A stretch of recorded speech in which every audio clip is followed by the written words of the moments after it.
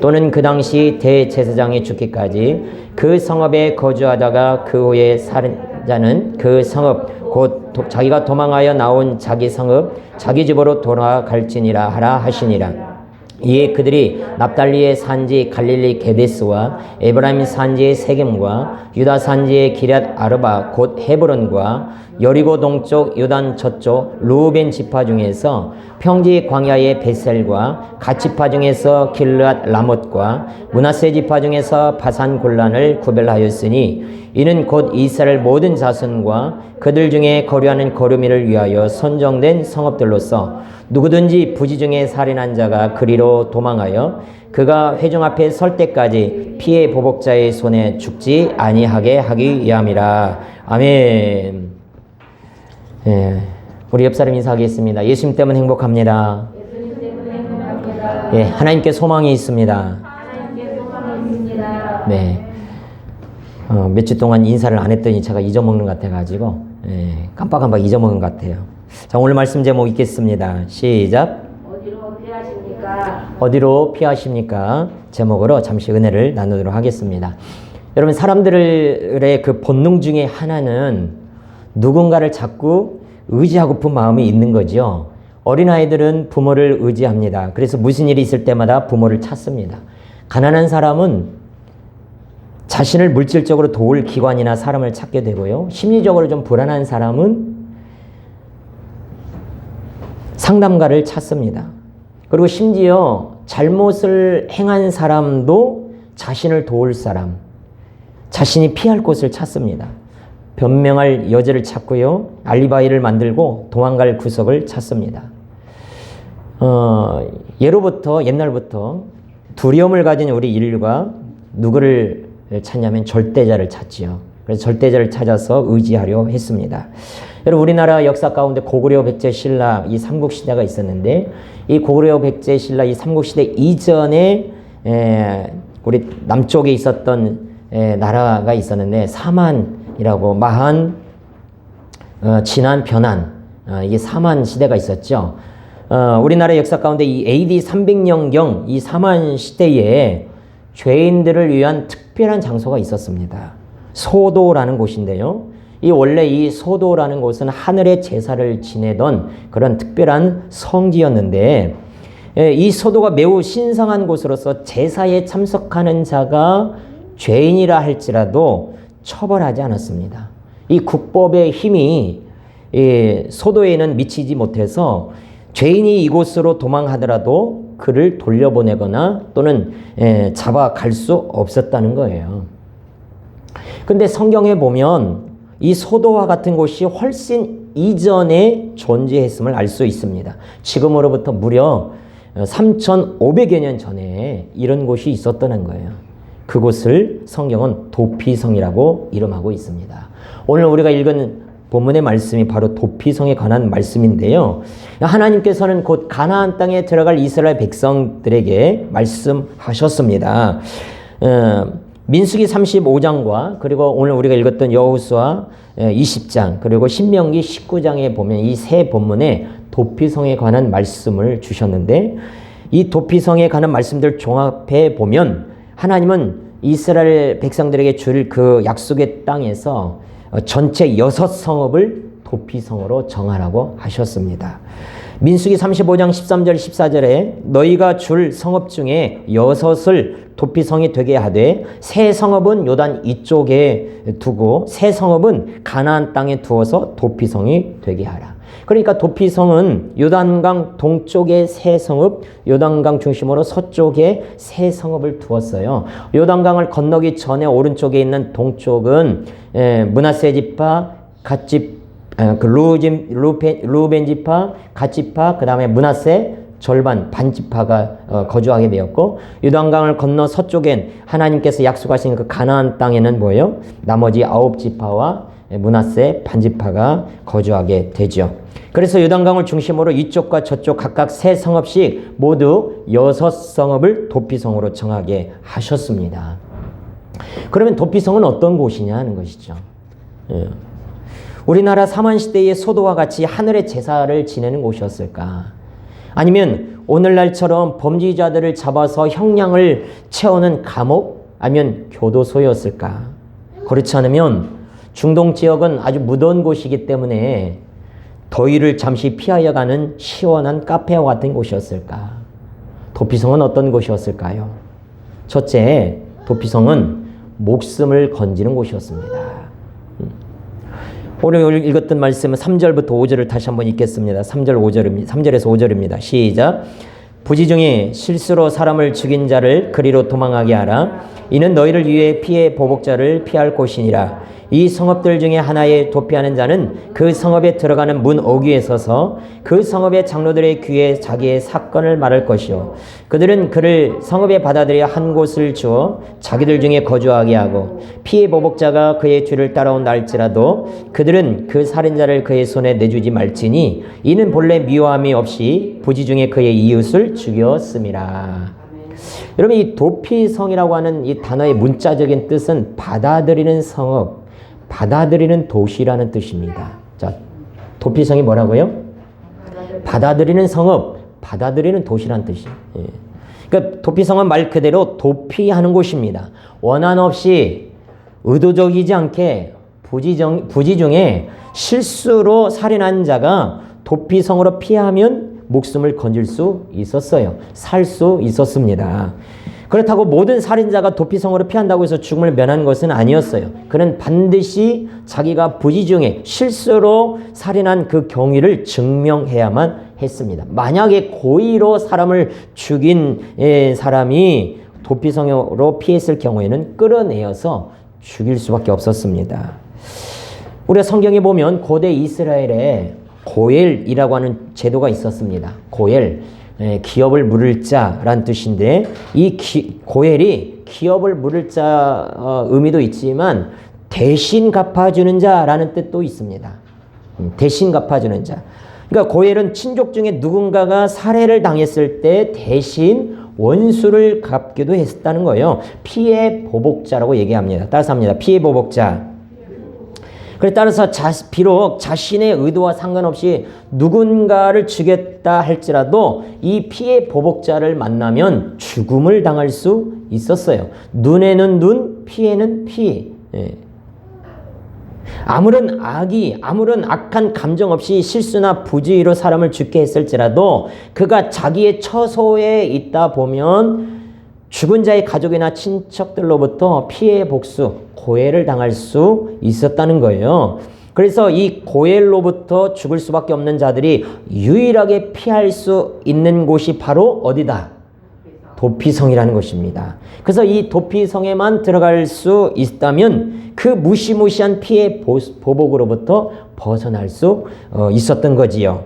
따라서 당시에 실수로 사람을 죽인 사람들은 필사적으로 도피성을 바라보면서 온 힘을 다해서 뛰어갈 수밖에 없었습니다. 왜요? 자신이 살 길은 도피성으로 가는 것이 유일한 길이었기 때문이라는 거죠. 그래서 이렇게 도피성은 의도치 않게 실수로 사람을 죽인 사람이 살 수 있는 곳이었다는 것이죠. 두 번째로 도피성은 거룩한 곳입니다. 도피성은 12지파의 어느 한 기업에 속한 성읍이 아니라 이 도피성은 레위 족속에게 속해 있었습니다. 여러분, 레위 족속에게는, 레위 지파에게는 하나님께서 땅을 분배해 주지 않았고 다른 지파들 중에서 몇 성읍을 구별해서 레위 지파에게 주게 했어요. 각 지파에서 몇 개씩 성읍을 따로 분배해서 주었는데 그것이 총 48개의 성읍을 레위 족속이 분배받았습니다. 그 48개 성읍 중에서 총 6개를 도피성으로 정하게 되는 거예요. 그래서 레위인들은 어떤 사람들입니까? 제사를 담당하는 족속이었기 때문에 도피성에는 제사가 삶의 전부였습니다. 그래서 이렇게 도피성에는 제사를 주관하는 레위인들과 그리고 뭐예요?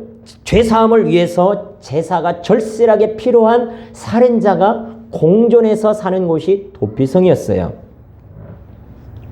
그러니 당연히 하나님께 제사 드리는 삶이 도피성은 일상일 수밖에 없었던 것입니다. 이처럼 도피성은 거룩한 곳으로 세상과 구별된 곳이었습니다.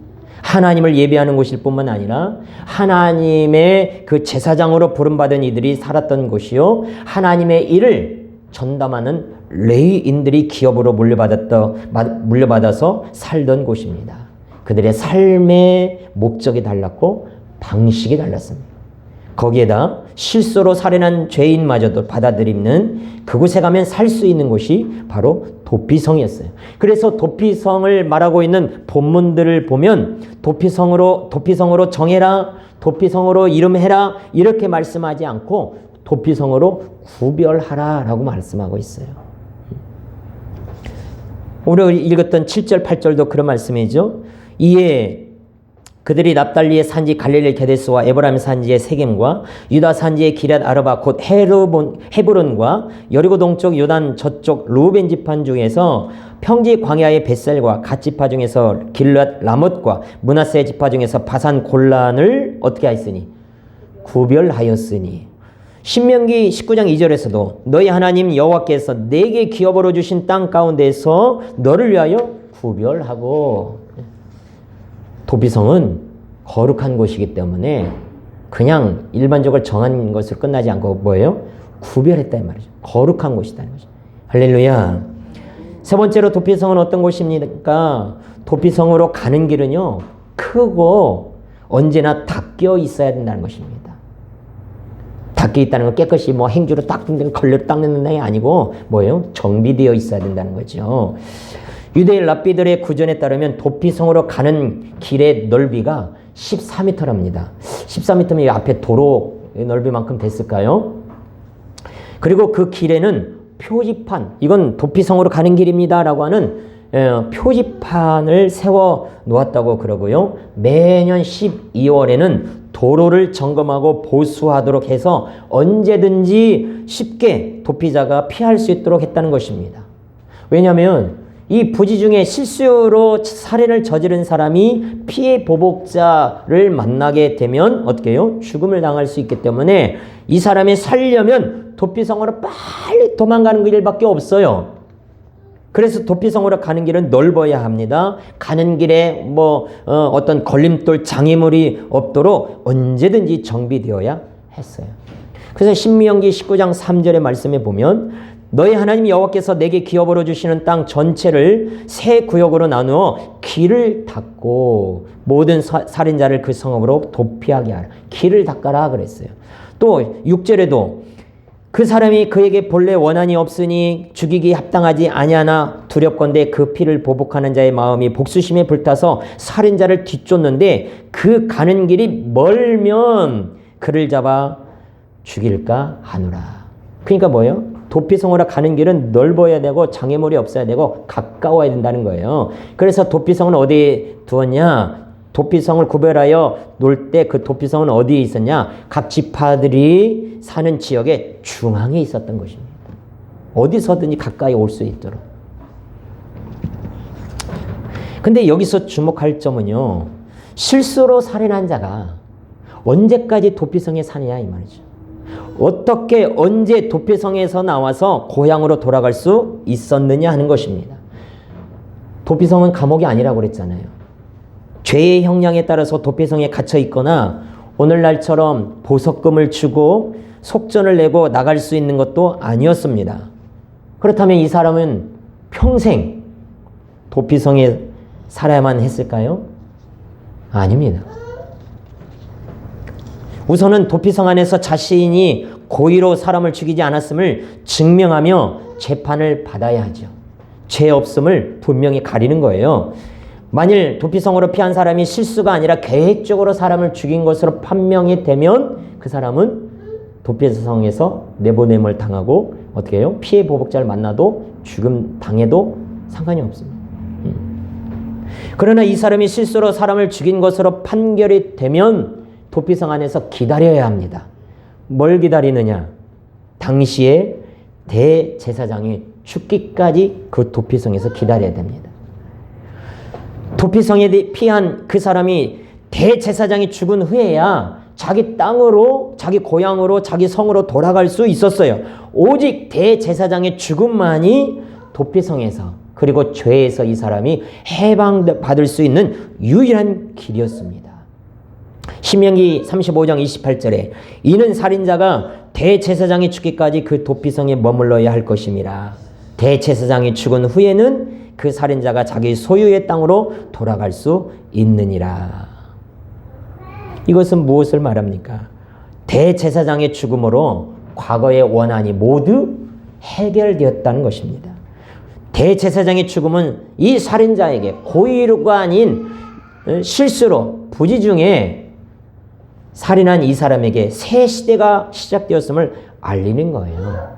물론 대제사장의 이 죽음 자체가 죄를 속량하지는 못합니다. 그러나 이러한 절차와 이러한 의식을 통해서 이스라엘 백성들은 모든 죄를 속량하실 진정한 대제사장이신 메시아를 대망하게 되는 것이에요.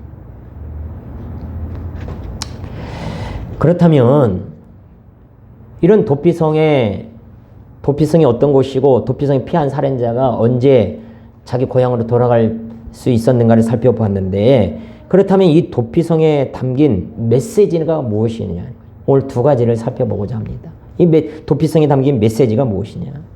첫째는 우리의 진정한 도피성은 예수 그리스도시라는 것입니다. 할렐루야. 예? 성경이 일관되게 말씀하고 있는 것이 무엇이에요? 인간은 모두가 다 죄인이라는 것입니다. 성경은 모든 사람이 다 죄인이기 때문에 하나님의 영광에 이르지 못한다. 영광된 하나님 앞에 갈 수 없다라고 말씀하셨어요. 그래서 사도 바울도 이렇게 탄식합니다. 로마서 3장 10절에서 12절 의인은 없나니 하나도 없으며 깨닫는 자도 없고 하나님을 찾는 자도 없고 다 치우쳐 무익하게 되고 선을 행하는 자는 없나니 하나도 없도다. 죄를 짓고 싶어서 짓는 사람 별로 없지요. 그러나 우리는 죄를 가지고 이미 원죄를 가지고 태어난 사람이고 또 살아가면서도 죄를 짓고 삽니다. 어떤 이들은 자신이 죄인인 것을 알지 못해서, 또 어떤 이들은 죄의 그 달콤함을 뿌리치지 못해서 가슴을 찢어가면서까지도 또 죄를 짓는 것이 바로 우리의 삶의 모습입니다. 그런데 이런 죄인에게 가장 불행한 것은 뭐냐? 그 누구도 죄의 대가를 피할 수 없다는 것이 가장 불행인 거예요. 죄인은 죽음이 당연한 것이었습니다. 그것이 율법이었습니다. 해결될 방법은 없습니다. 오직 예수님 앞에 나아가는 것 외에는 우리 인생에서 죄로부터 회복되는 새로운 역사가 있을 수 없습니다. 오직 십자가 그곳에서 흘리신 예수님의 그 피로만 여러분의 죄가 씻어지는 것이에요. 그 예수 그리스도의 은혜의 십자가가 바로 오늘 본문에서 도피성으로 말씀하고 있는 것입니다. 아까 제가 도피성으로 피한 죄인이 살아서 고향으로 갈 수 있는 유일한 길이 그 당시에 대제사장이 죽은 후에야 가능하다고 말씀드렸습니다.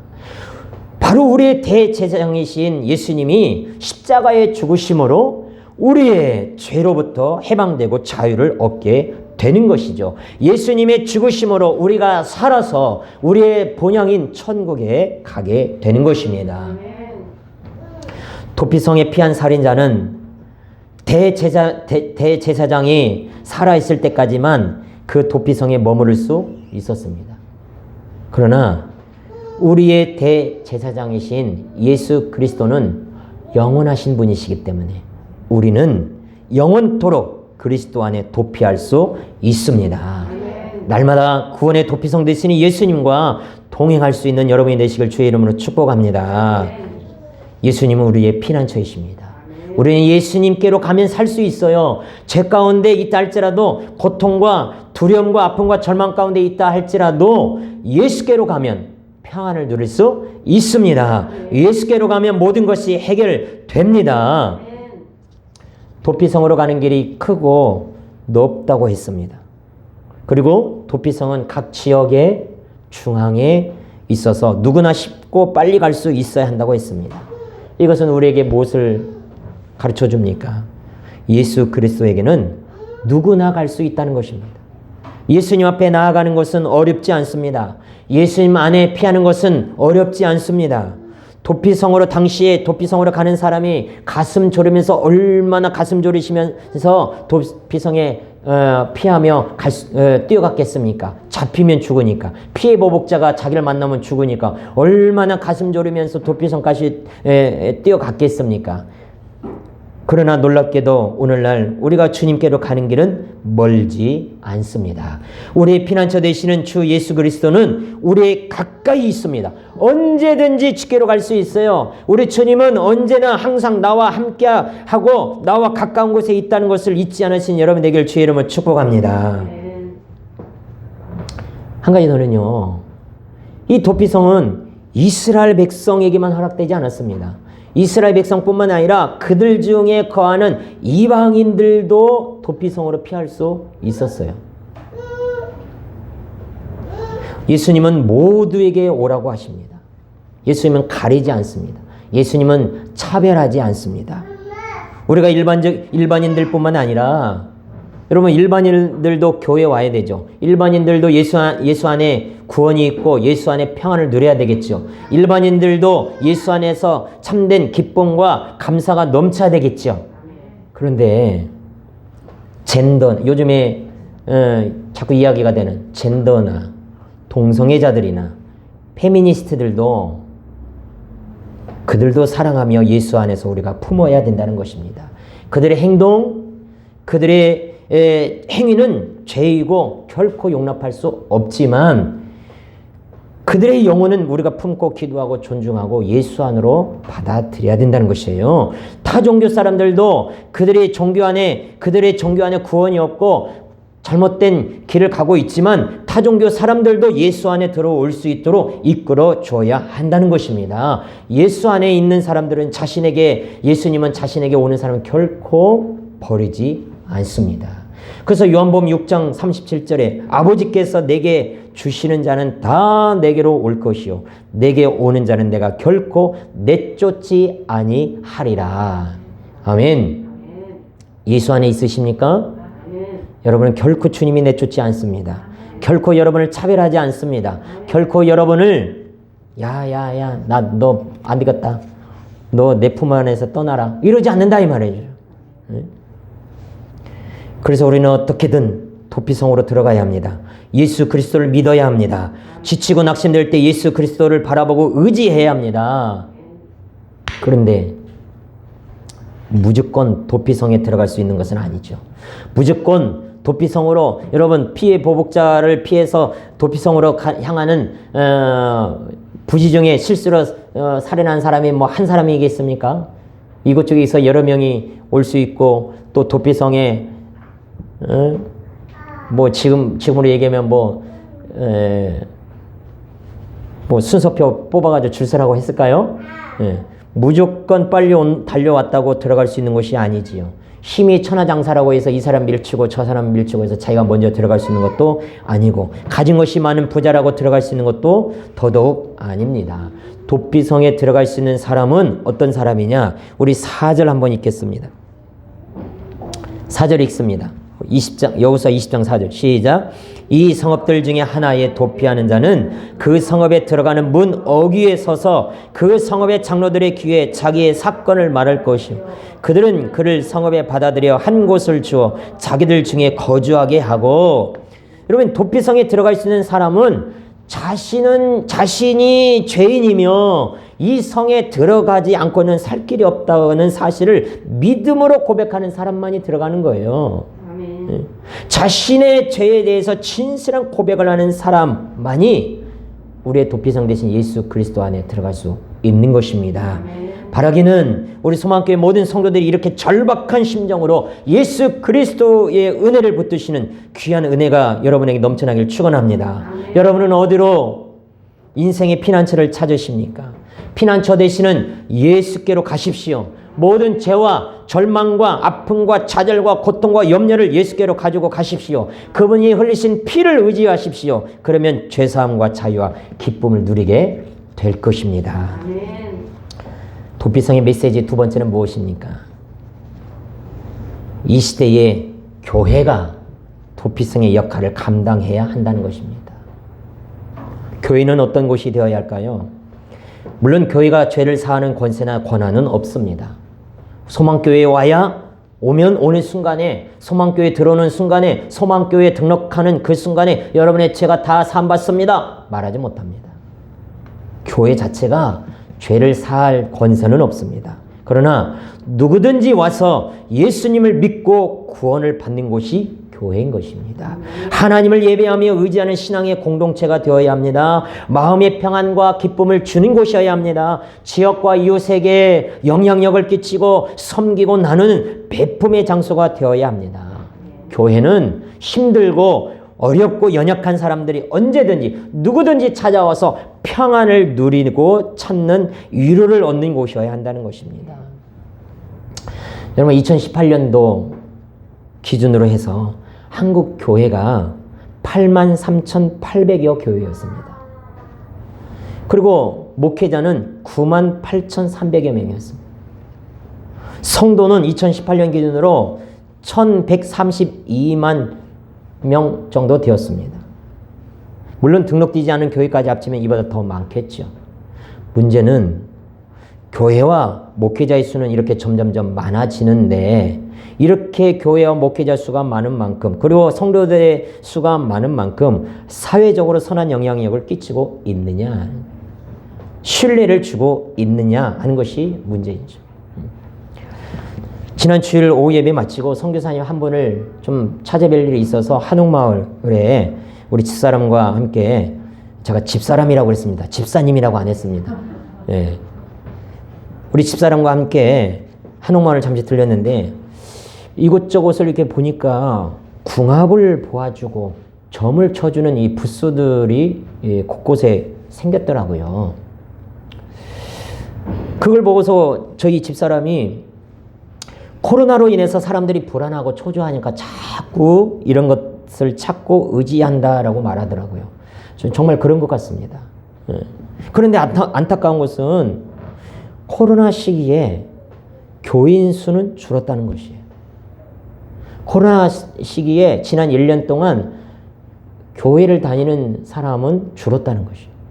아까 말씀드린 것은 2018년 기준이었는데 정작 찾아야 할 곳은 무속인도 아니고 철학관도 아니고 불교의 사찰도 아닌 교회를 찾고 하나님을 의지해야 하는데 그러질 않는다는 것입니다. 그러니 코로나 시기에 교회가 집단 감염의 장소로 낙인 찍혀서 전도에 어려움을 당하고 또 대면 예배에 어려움을 당하고 있지 않습니까? 그러나 교회를 향한 이 지탄의 목소리는 어제 오늘의 이야기가 아니에요. 한국 교회의 신뢰도가 얼마인지 아십니까?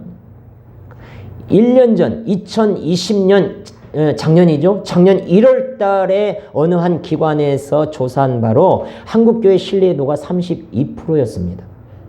그러니까 10명 중에 3명밖에 교회를 신뢰하지 않아요. 그런데 1년이 지난 금년 2021년 1월 달에 또 다른 기관에서 조사했는데 한국교회 신뢰도가 10%나 다운됐어요. 21%밖에 되지 않습니다. 신뢰한다고 응답한 사람들 중에 비기독교인, 그러니까 불신자는 9%밖에 되지 않아요. 그러니까 교회를 안 다니는 사람의 10명 중에 9명은 교회 신뢰하지 않습니다. 특히나 우리 청년들, 우리 청년 손 들어보세요. 예. 우리 수아가 청년인 줄 나 오늘 알았네. 예. 예, 한술 자매도 청년? 예. 여러분, 청년들을 대상으로 조사했을 때 앞으로 10년 후에 신앙생활과 교회생활을 지속할 것 같냐? 의향을 물었더니 40%가 교회는 다닐 것 같은데, 신앙은 유지할 것 같은데 교회는 잘 나가지 않을 것 같습니다. 40%. 아예 기독교 신앙을 버리겠습니다 라고 응답한 청년도 7%나 됐습니다. 지금 현재 교회를 다니는 청년들 중에 왜 이렇게 교회가 신뢰를 잃어버렸을까? 한국 교회가 신뢰받지 못하는 이유가 무엇일까? 많은 분들의 이야기를 종합하면 크게 네 가지입니다. 교회를 다니는 사람, 목회자를 포함해서 교회를 다니는 사람들의 언행일치가 되지 않는다. 타 종교에 대한 배타적이고 비판적이기 때문이다. 교회 내부적 비리와 부정부패가 많아서다. 목회자들의 부도덕한 행동과 윤리 문제 때문에 그렇다. 이런 문제들이 있다는 거죠. 교회가 이 어려운 시기에 선한 영향력을 끼치지 못하고 이웃에게 도움을 주지 못하니까 국민들은 자꾸 교회가 아니라 하나님이 아니라 엉뚱한 곳에 부스를 만들어 놓고 점을 치고 궁합을 보고 다른 것을 피난처로 삼는다는 것입니다. 자꾸 신뢰를 잃어가는 이 한국교회 현실 앞에 교회가 진정한 도피성이신 예수 그리스도를 소개하는 곳으로서 어떤 곳이 되어야 하는지를 돌아보아야 할 때가 지금이지 않을까 생각이 되는 거예요. 우리 소망교회가 지역과 이웃들에게 참 소망과 평안과 선한 영향을 끼치는 참된 곳이 되기를 소망합니다. 필리핀 마닐라에서 목회하신 어느 목사님의 간증을 보았습니다. 어느 날 한밤중에 자고 있는데 갑자기 전화벨이 울리는 거예요. 시간을 보니까 새벽 1시였습니다. 근데 목사님에게 전화한 사람이 누군지 모르겠더라는 거예요. 그래서 누구냐고 그랬더니 얼마 전에 교회에 딱 한 번 왔던 사람이랍니다. 자기를 전화기로 소개하는데 왜 전화를 했냐 물었더니 자기가 지금 술집에 있는데 술값이 없어서 전화를 했다는 것이에요. 저는 참 감사합니다. 저에게 술값 없다고 전화한 사람이 없어서 감사해요. 근데 이 목사님에게 술값이 없어서 전화했다는 거예요. 그리고는 갑자기 술집 그 여주인이 전화를 탁 가로채더만은 당신이 안 오면 이 사람 경찰서에 넘기겠습니다라는 거예요. 그리고는 다시 전화를 바꿔주는데 그 전화를 건 사람이 목사님에게 간절히 이야기합니다. 목사님 꼭 와주십시오. 뭐 술김에 얘기했겠죠. 전화를 끊고 목사님 고민에 빠졌습니다. 가야 하나 말아야 되나. 여러분 생각이 어떻게 해야 돼요? 가야 돼요? 말아야 돼요? 대답이 없을 줄 알았어요. 자고 있는 사모님을 깨웠습니다. 여보 어떻게 하지? 사모님이 그렇답니다. 뭘 고민하냐고. 그 사람에게는 목사가 마지막 보루이지 않겠냐고. 갔다 오라는 것입니다. 그래서 목사님은 술집에 혼자 갈 수가 없어서 사모님을 깨워서 같이 갔는데 이미 경찰서로 넘겼다는 거예요. 알고 보니까 혼자 여러 명의 여자들을 불러놓고 같이 술을 먹었는데 비용이 상당히 많이 나와서 돈이 없다고 하니까 술집 주인이 경찰에 넘긴 것입니다. 그래서 목사님이 경찰서까지 찾아가가지고 술값 대신 치르고 갈 곳이 없다고 해서 교회까지 사택까지 데리고 와서 재우고 그랬대요. 아침에 깨워서 보니까 젊은 사람이더래. 근데 이 젊은 사람아 어찌 이렇게 사는 거 막 야단을 쳤답니다. 그랬더니 한국 사람이었는데 필리핀에 와서 카지노에 빠져가지고 돈을 다 잃어버렸다는 거예요. 그래서 가까운 사람 사모님 한번 깨워주세요. 예. 가까운 친척, 친구들에게 거짓말을 해가지고 다 돈을 빌리고 해서 어떻게 살았는데 어제는 더 이상 빌릴 데가 없어가지고 목사님에게 전화를 했다는 것입니다. 그 상황은 잘못됐지만 그래도 어떻게 해요? 사모님 말씀대로 이 사람에게는 교회가 술값이라도 얻을 마지막 보루가 됐다는 것이죠.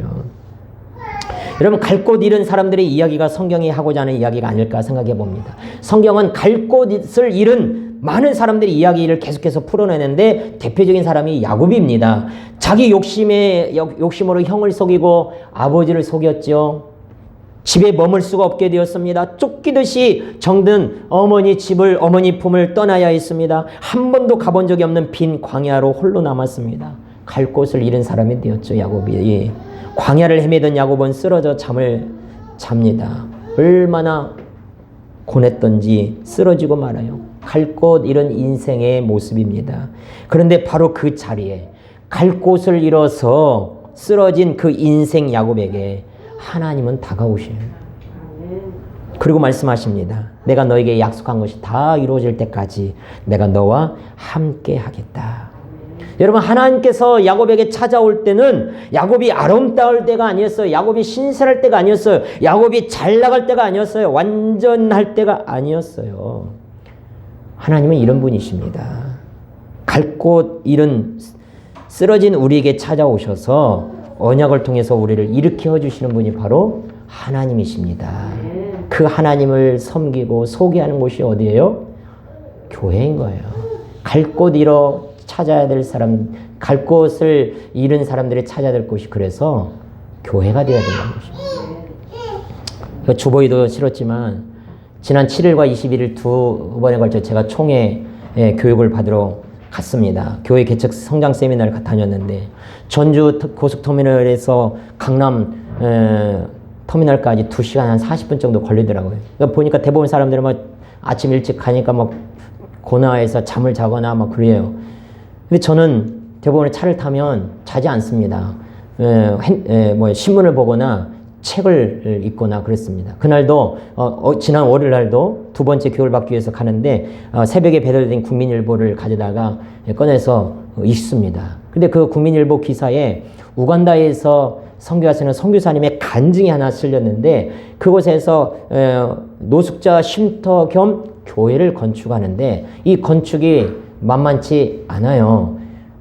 그래서 공사기간도 대폭 늘어나고 재정도 훨씬 더 많이 들어가고 여러 가지 난관에 부딪혔습니다. 날마다 이 선교사님 부부가 금식하면서 날마다 철야 기도합니다. 하나님, 우간다 땅에 교회를 건축을 하는데 도와주십시오. 좋은 사람 만나서 재정의 문이 열리게 해주십시오. 건축이 중단되지 않게 해주십시오. 날마다 기도합니다.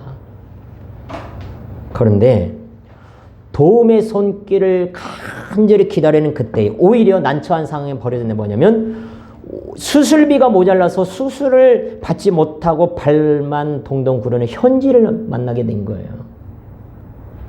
건축에 도움을 줄 사람을 만났으면 좋겠다고 기도했는데 오히려 정반대로 선교사님이 도와줘야만 하는 사람을 만나게 되었다는 것이요. 어떻게 해야 됩니까? 건축비는 부족하고 성교비도 바닥나고 남은 것은 생활비 조금밖에 없는데 어떻게 해야 됩니까? 그러나 선교사님은 선교사님이죠.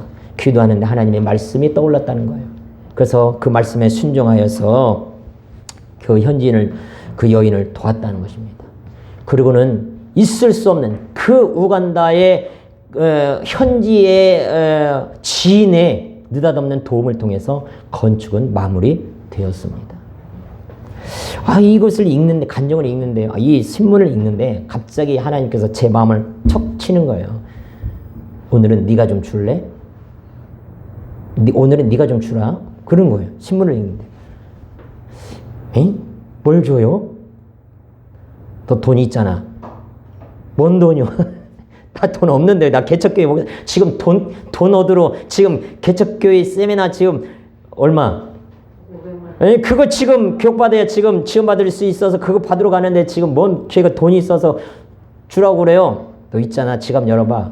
열어보니까 교통비 10만 원 가져다가 아침에 교통비 10만 원 가져다가 표 22,000원 끊고 1,000원짜리 지하철 이게 뭐예요? 일회용 지하철 끊으려면 1,000원짜리 몇 장 있어야 되니까 그거 놔두고 그러니까 뭐예요? 딱 7만 원 남아 있는 거예요. 만 원짜리가. 너 7만 원 그거 줘라. 개척교회 지원금을 받기 위해서 지금 교육받으러 가는데 오히려 주라니요. 마치 선교사님이 지금 교회를 개척하기 위해서 도울 사람을 필요한데 도울 사람을 만나게 한 거나 마찬가지인 거예요. 그때 지난 1차 교육 때 보았던 한 목사님 갑자기 생각이 납니다. 다리 쩔룩거리고 말도 어눌하게 하는 장애를 가지신 목사님이 떠오르는 거예요. 일단 한 번도 이야기 나눈 적도 없지만 일단 서울 교육 현장에 교회에 도착했습니다. 그냥 처음에는 가만히 있었어요. 하나님 이거 내 생각일 수도 있어. 가만히 있었어요. 근데 자꾸 여러분 하나님이 주신 마음은요 순종하지 않으면 불편합니다. 그러니까 한 4교시까지 교육이 있었는데 2교시 끝날 때 가만히 있었어요. 근데 자꾸 마음이 불편한 거예요. 안 되겠다. 2교시 끝나고 쉬는 시간에 그 목사님 제가 옆으로 갔습니다. 그래서 이런저런 얘기했는데 부산에 사시는 목사님인데 그 목사님 소개를 받다가 제가 소름이 돋았습니다. 우리 교회 이름이 뭐예요? 그 교회 이름이 산소망교회예요. 소름이 탁. 어쩔 수 없이 하나님의 뜻인갑다. 돈이나 많이 있으면 내가 그랬는데 생색내고 있잖아. 겨우 7만 원인데. 근데 그거 가져야 내가 또 내려가는데. 분명 하나님의 뜻인갑다 생각하면서 봉투를 건넸어요. 그랬더니요. 그 봉투를 받으면서 제가 아침에 일요일에 신문을 읽다 하나님 주신 마음을 그냥 드립니다. 7만 원밖에 되지 않는데 하나님 주신 마음을 드립니다. 그 말씀을 듣는 순간 목사님 우시는 거예요. 갑자기 우시는 거예요. 왜냐? 그 목사님이 부산에서 오기 때문에 새벽에 오셨겠죠. 새벽에 오다가 기차 속에서 사모님이 전화를 받는데 급히 병원에 사모님이 가야 되는데 병원비가 7만 원인데 7만 원이 없어요. 병원을 못 갔다는 거예요. 그 얘기를 오시다가 전화를 받았다는 거예요. 목사님이. 근데 내가 지금 얼마를 주는 거예요? 얼마나 하나님은 정확하십니까? 저 다음에 서울 갈 때 국민일보 안 들고 가렵니다. 왜 그날 신문을 읽게 했고, 왜 하필 그 선교사님의 글을 읽게 됐고, 왜 하필 산소망교회 목사님이십니까? 그것도 정확하게 7만 원, 누구 주기도 부끄러운 작은 돈.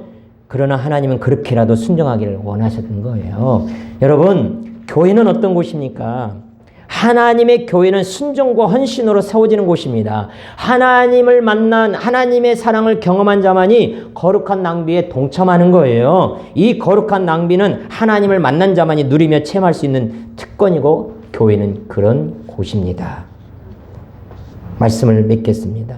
여러분, 교회는 가난한 사람이 올 수 있는 곳이 가난한 사람이 올 수 없는 곳이 되어서는 안 됩니다. 장애를 가졌다고 못 오는 곳이 되어서도 안 됩니다. 술 먹었다고 교회에 올 수 없는 곳이 되어서도 안 됩니다. 과거에 큰 잘못을 저질렀다고 해서 받아들일 수 없는 곳이 되어서도 안 됩니다. 배우지 못했다고, 변변한 직장이 없다고, 가출했거나 부모가 없는 아이들이라고 교회 오기를 꺼려한다면 그곳은 이미 교회가 아닙니다. 교회는 누구든지 와서 예수 안에서 변화되어야 할 곳입니다. 교회는 이 시대의 도피성이 되어야 합니다. 우리 소망교회가 그런 교회가 되어야 될 줄로 믿습니다. 누구든지 받아들이고 누구든지 와서 구원과 위로와 평안과 회복을 경험하는 교회여야 합니다. 그 일에 우리 교회에게 주시는 사명이 있다면 그 사명에 내 것이라도 줄 수 있는 순정함이 우리에게 있어야 되지 않겠습니까? 믿음으로 살는 여러분, 부지정에 지은 죄가 있을 때 어디로 피하십니까? 힘들고 지칠 때마다 어디로 피하십니까?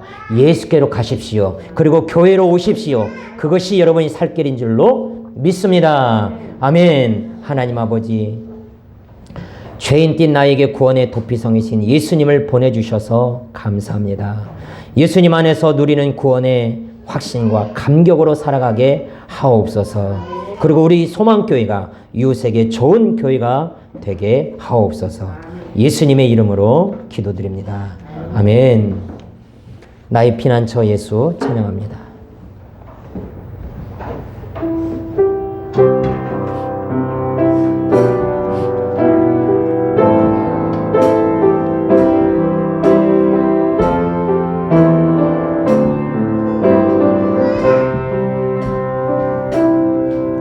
나의 피난처 예수 의지해요. 나의 피난처 예수 의지해요. 나의 가는 길에 거센 바람 몰아쳐와도 나의 피난처 예수 의지해요. 나는 영원히 주님 사랑해요. 나는 영원히 주님 사랑해요.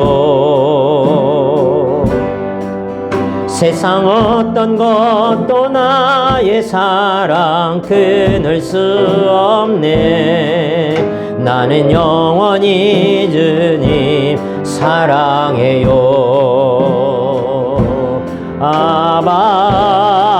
아버지 나를 사랑하시니 나의 모든 것 주께 드려요.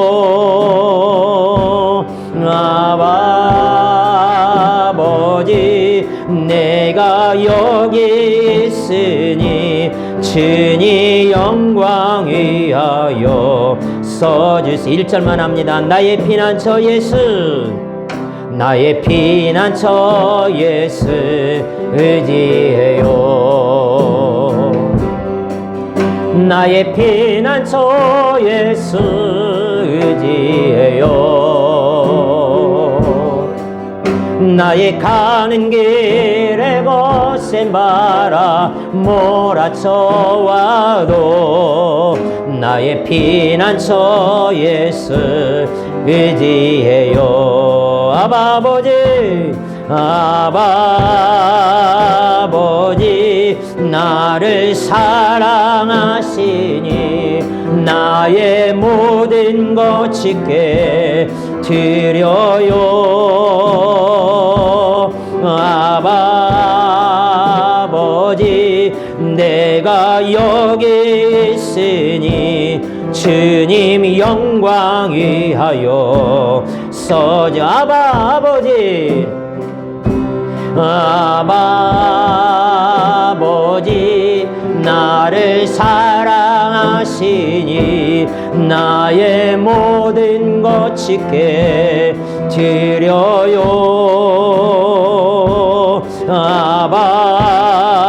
아버지 내가 여기 있으니 주님 영광 위하여 써주세요.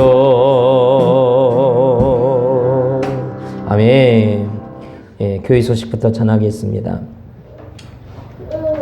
예, 주보 뒷면에 5번부터 보도록 하겠습니다. 지금 국회에서 발의된 평등법이 제정되지 않도록 기도해 주세요. 제가 지난주에 여러분에게 못 보내드렸는데 이번 주에 평등법 제정 반대를 위한 청원 사이트를 링크를 여러분에게 보내드리겠습니다. 반대를 위한 청원이기 때문에 링크에 들어가서 여러분이 거기다 찬성을 해주셔야 되는 거예요. 아시겠죠? 그래서 이번 주에 보내드리면 꼭 참여해 주시면 좋겠습니다. 그리고 오늘 오후 예배와 그리고 이번 주 수요 예배는 청년 다니엘 기도회가 지난주에 있었는데 거기에 관련된 영상 설교로 대신 하겠습니다. 오늘부터입니다. 오늘 오후 예배 그리고 수요 예배입니다. 함께 참여해서 은혜 받기를 원합니다. 다음 주는 보통 맥주 감사 주일로 드리는데 저희 교회는 맥주 감사 주일 헌금을 따로 하지 않겠습니다. 그러나 전반기의 가정과 직장, 자녀 건강을 지켜주신 하나님께 감사하면서 예배하기를 원합니다. 주보에는 없는데요. 오늘이 6월 마지막 주잖아요. 그죠? 6월 마지막 주, 2021년 전반기 마지막 주인데 다음 주일에 2021년도 전반기 재정 보고를 다음 주에 하도록 오후 예배 끝나고 하도록 하겠습니다. 그래서 전반기 동안 교회 재정 상황이 어땠는지를 여러분에게 투명하게 공개하도록 하겠습니다. 예, 우리 찬송가 222장 1절과 4절만 부르신 후에 우리 드려진 예물을 위해서 헌금 기도와 또 축도로 예배 마치겠습니다. 222장입니다.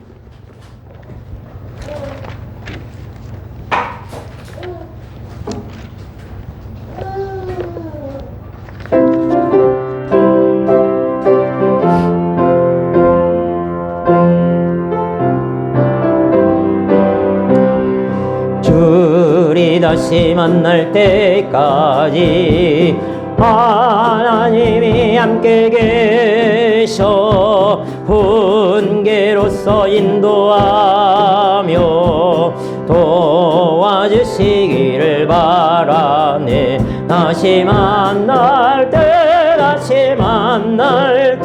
예수 앞에 만날 때 다시 만날 때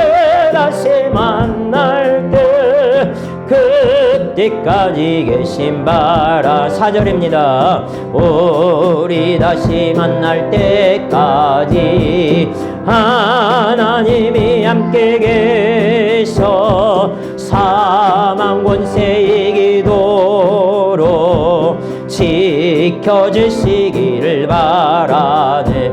다시 만날 때